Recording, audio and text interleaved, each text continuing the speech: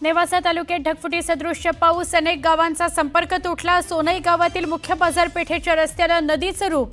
नेवासा शेवगाव तालुक्यांना जोडणारा पूल पाण्याखाली गेल्याने संपर्क तुटला।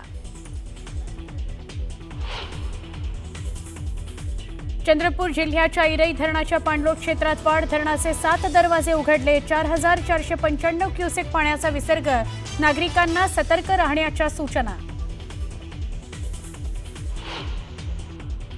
पुणे जिल्ह्यातील डिंभे धरणातून घोड नदी पात्रात 32,000 क्युसेकनं पाण्याचा विसर्ग। घोडेगाव जुन्नर रस्त्यावरचा घोड नदीवरचा पूल पाण्याखाली। आंबेगाव तालुक्याच्या पश्चिम पट्ट्याचा जुन्नरशी संपर्क तुटला। अहिल्यानगर जिल्ह्यात जोरदार पाऊस, सीना नदीला पूर, नदीकाठच्या घरांमध्ये शिरलं पाणी, शेती पिकाचं अतोनात नुकसान। उजनी धरणातून पाणी सोडल्याने चंद्रभागा नदीला पूर, चंद्रभागा वाळवंटातील अनेक मंदिरांना पाण्याचा वेढा, विसर्ग कमी केल्याने पूर ओसरण्याची चिन्ह।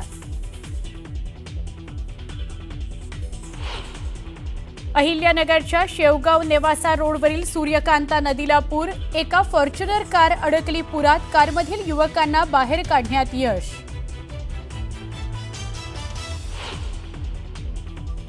मुसळधार पावसामुळे शहापूरमधील भातसा धरणाचे 5 दरवाजे उघडले, नदीला पूर। सापगाव जवळच्या पुलावरून तब्बल 4 फुटांवरून वाहत आहे पाणी। एरंडोल तालुक्यात अंजनी नदीला मोठा पूर, एरंडोल येवला हायवेवरील वाहतूक बंद, अचानक संपर्क तुटल्याने ग्रामीण भागातील नागरिक अडचणीत।